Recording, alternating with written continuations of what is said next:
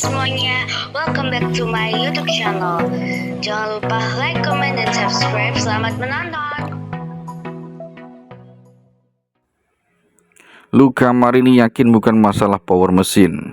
Johan Zarco mengatakan Honda kurang power.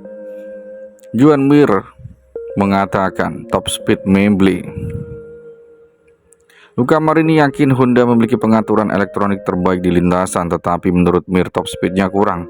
Sementara Joan Mir menjelaskan masalahnya dan bertanya apakah power puncak yang lebih besar menjadi solusinya.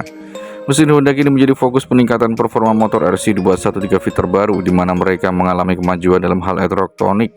Namun performa terbaiknya masih kurang. Setelah 3 seri MotoGP pertama tahun 2025, Honda berada di posisi kedua dalam klasemen pabrikan. Namun keunggulannya atas KTM hanya 2 poin tipis dan atas Aprilia 3 poin. Yamaha juga kurang dari 10 poin di belakang rival Jepangnya itu. Namun dibandingkan tahun lalu, kubu Honda berbicara tentang kemajuan yang jelas. Ducati mungkin tidak dalam jangkauan mereka, tetapi mereka masih dapat bersaing dengan 3 merek lainnya.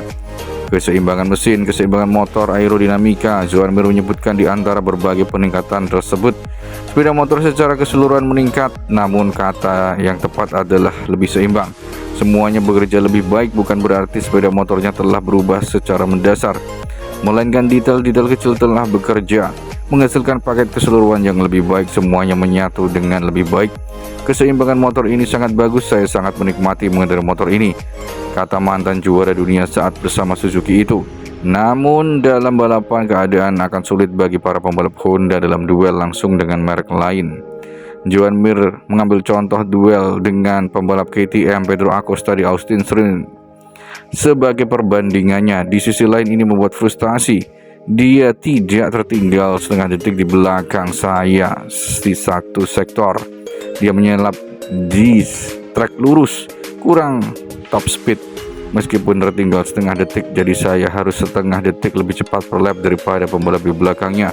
Sayangnya untuk menghindari dia menyalip saya di trek lurus, sulit untuk bersaing dalam kondisi seperti itu, kata Mir. Kondisi juga jadi alasan kenapa Mir mengalami crash di kedua balapan Austin. Anda harus mengambil sedikit lebih banyak risiko daripada yang lain. Anda harus lebih banyak menggunakan rem depan untuk menebus kerugian yang Anda alami karena top speed yang lebih rendah. Jadi apakah mesin RC213V itu bukan satu-satunya tetapi masalah besar, dan dalam balapan itu krusial. Cengkeramannya bisa diatur, Anda bisa memacu sedikit lebih keras di awal, lalu ban menjadi aus. Tetapi setidaknya Anda bisa melakukan sesuatu secara taktis. Namun dengan mesin seperti ini, setiap putaran saat Anda memasuki lintasan lurus dan seorang berada di belakang Anda, mereka akan menyalip Anda. Itu sulit, tetapi itulah kenyataannya, tambah Joan Mir. Namun Marini percaya bahwa power mesin semata bukanlah hal yang mendasar. Itu juga menjadi satu-satunya solusi. Sejauh ini menyangkut top speed, kami semakin memahami bahwa masalahnya mungkin bukan hanya pada mesin.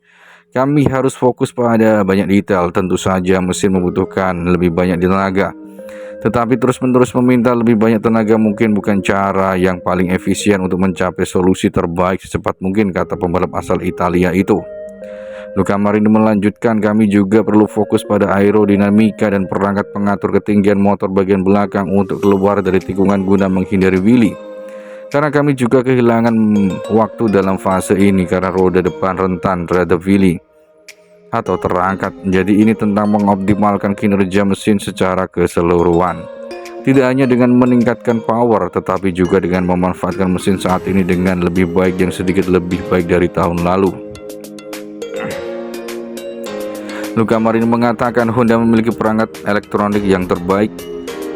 Marini menyadari perbandingan dengan Ducati tidak melihat perangkat elektronik sebagai masalah. Dalam hal perangkat elektronik, saya berpikir kami memiliki paket terbaik di lintasan. Kami memiliki posisi yang fantastis dalam hal ini. Saya tidak dapat mengeluh tentang apapun. Insinyur elektronik kami sangat bagus, sangat kompeten, dan kami bahkan membuat langkah lebih jauh tahun ini dibandingkan tahun lalu. Kami bisa sangat senang dengan itu. Terkadang ini hanya masalah mendapatkan perangkat elektronik yang tepat. Juan Mir familiar dengan perangkat elektronik Suzuki sebagai perbandingan mengkonfirmasi penilaian Marini bahwa Honda berada pada posisi yang baik dalam hal elektronik. Saya pikir perangkat elektronik kami Honda bekerja dengan cukup baik. Ada satu hal yang sangat saya sukai, engine brake Honda. Bagi saya engine brake dalam kasus ini lebih baik daripada yang saya miliki di Suzuki. Pengereman mesinnya sangat kuat. Kami masih mengerjakannya, tetapi saya pikir masih ada ruang untuk perbaikan dalam hal kontrol traksi. Mantan rider Suzuki itu mengatakan bahwa Honda juga telah meningkatkan tahun ini karena mereka melakukan sesuatu yang berbeda. Menurut Mir, Honda masih ada potensi.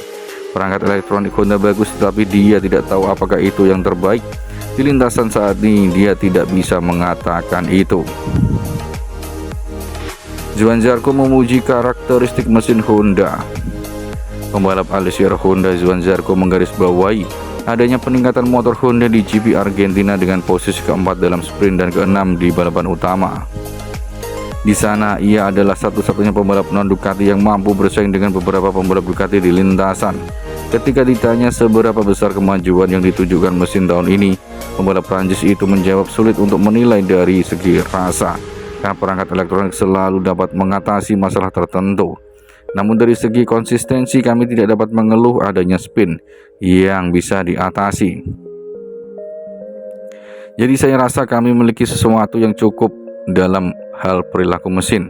Ada sedikit kekurangan power murni, tetapi perilaku mesin secara keseluruhan tampak sangat positif. Kami telah membuat langkah maju yang tidak dapat saya rasakan sejak langsung, tetapi terlihat secara dalam hasilnya. Pada akhir April akan ada tes resmi pada hari Senin setelah GP Spanyol. Sejauh ini para pembalap Honda belum mengetahui perkembangan baru apa yang direncanakan untuk hari itu di Jerez dan apakah spesifikasi mesin baru akan disertakan. Luca Marini dan kawan-kawan akan membalap lagi di race MotoGP Qatar 2025 pekan depan. Akankah Luca Marini bisa menyodok di posisi 5 besar atau podium? Kita tunggu saja aksi dari Luca Marini bersama Honda di MotoGP 2025. Maka dari itu Luca Marini akan mempersiapkan diri menjelang MotoGP Qatar 2025. Luca Marini ingin cepat di hari pertama saat FP1 dimulai. Bahkan di praktis MotoGP hingga kualifikasi, Luca Marini ingin mendapatkan sekali pole position start dari starting grid di MotoGP Qatar 2025. Persiapan Honda akan dilakukan secara matang guna mempersiapkan diri untuk tampil terbaik di sprint race dan main race MotoGP Qatar 2025. Kita tunggu saja aksi Luca Marini, Joan Mir, Johann Zarco di MotoGP 2025.